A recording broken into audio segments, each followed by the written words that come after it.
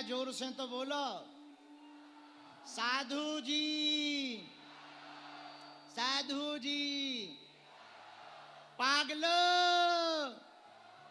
भैया, आज अपने डबरा में सनातन का महाकुंभ लग गया है। अभी टीवी पे देखो, ये नजारा देखो टीवी पर, ये आज का नजारा है। जहां तक नजर जा रही है केवल बागेश्वर धाम के पागल ही पागल दिखाई पड़ रहे हैं। जोरदार ताली बजाओ इस महाकुंभ के लिए। तुम लोग भाग्यशाली हो जो पंडाल में बैठे। जितने पंडाल में बैठे उससे कहीं ज्यादा डबरा के पूरे मैदान में सीता सीता सीता सीता गाइए, सीता सीता सीता सीता राम गाइए, सीता सीता सीता सीता राम गाइए, सीता सीता सीता सीता राम गाइए। ले फायर ब्रिगेड पे कथा सुन रहे। देखो तो भैया, आज ये समझ नहीं आ रहा है। देखो तो फायर ब्रिगेड पे चढ़े, अरे कक्का राम राम। जवान तो जवान, बूढ़े भी टंगे हैं और हाथ हिला रहा है जैसे नेता बनना हो इसको। ठटरी के बायरे, आज तो भैया थोक में भूत भगे। देखे तुमने डबरा के भूत? गजब के भूत थे भैया। हमें भगावे में पसीना ही आ गया। तभी हम कहें कि डबरा के लोग खतरनाक क्यों होते हैं। अब समझ आ गई भैया। डबरा की भूमि धन्य है जहां नवग्रह शक्ति पीठ में नवग्रह देवता विराजमान है। भगवान की कृपा, बालाजी की कृपा, सन्यासी बाबा की कृपा और दतिया माई पीतांबरा की दया। 3 दिवसीय हनुमान जी का चरित्र हमें सुनाने का सौभाग्य मिला और हनुमान जी का यह चरित्र सुना करके हम भी डबरा आकर के धन्य हो गए हैं।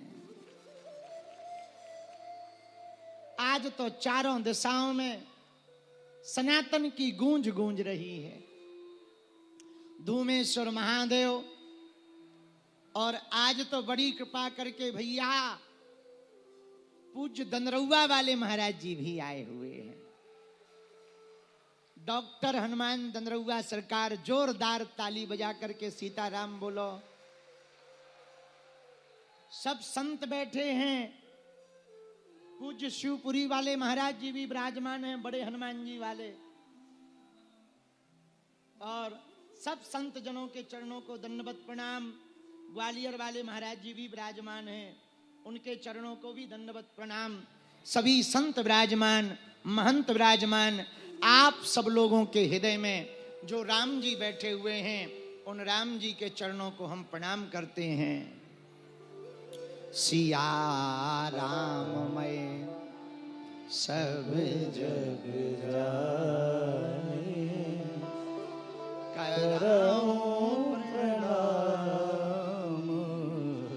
जोरी जोग पाने। एक बात बोले, कह दो, बोलो, जोर से कहो। सनातन की रक्षा मठ में बैठने से नहीं होगी, हिंदुओं के घट में बैठने से होगी। घट यानी हृदय। इसीलिए हम सब सनातनियों को एक काम करना है, हर हाल में सनातनीय परंपरा का पालन करना है। दूसरी बात बोलें, कह दो, बोलो। अपना डबरा अब ऐतिहासिक हो गया है।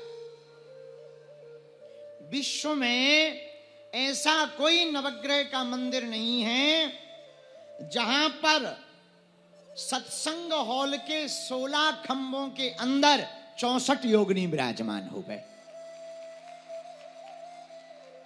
भैया अपना डबरा का नवग्रह मंदिर ऐतिहासिक हो गया है। इसको तंत्र पीठ भी कहा जा रहा है। आप पूछो ये तंत्र पीठ क्यों है? पूछो। यहां 3 प्रकार की मूर्तियां हैं। दर्शनीय मूर्तियां, अर्चनीय मूर्तियां और उनके आदि देव सहित। और भैया विश्व का पहला यह नवग्रह मंदिर डबरा का इसलिए हो गया कि सब जगह नवग्रह तो बैठे हैं पर सापत्नीक नहीं बैठे हैं। यहां सापत्नीक विराजमान है। भैया अपना डबरा ऐतिहासिक हो गया। पूछो क्यों? जोर से पूछो और जोर से पूछो। ये जितने 9 मंदिर बने ना, ऐसी वास्तु बनाई गई कि एक दूसरे मंदिर की एक दूसरे पे छाया नहीं पड़ती है।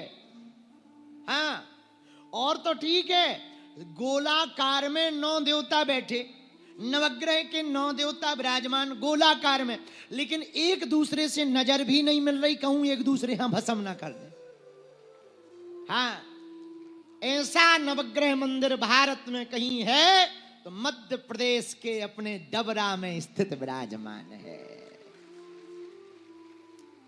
भैया अंकों में जो 9 की संख्या होती ना, ये बड़ी महत्वपूर्ण होती। पूछो कैसे? 9 का पहाड़ा पढ़ो।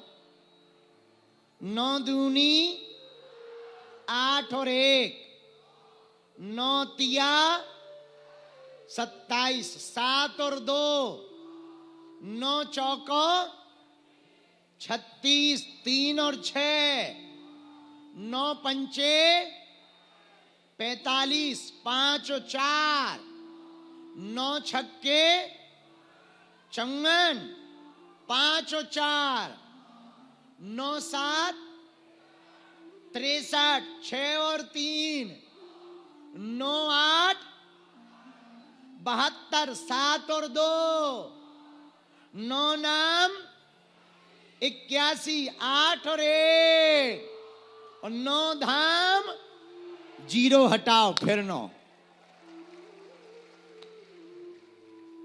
9 की संख्या कटती। अब तुम 8 का पहाड़ा पढ़ो। 8 दूनी 6 और 1 7 ही भाई। लेकिन 9 का पहाड़ा ऐसा है, 9 का अंक जो कटता नहीं है पर सब विपत्तियों को काट देता है। अपने नवग्रह मंदिर डबरा में भी तंत्र शक्ति पीठ में नवग्रह विराजमान हैं जो किसी से कटेंगे नहीं पर तुम्हारी विपदा को काट देंगे। इसलिए अपना डबरा ऐतिहासिक हो गया। क्या हो गया? बोलो बोलो बोलो। ऐतिहासिक हो गया। ऐसी पुण्य भूमि डबरा पर हमको 3 दिन की हनुमान कथा सुनाने का सौभाग्य मिला।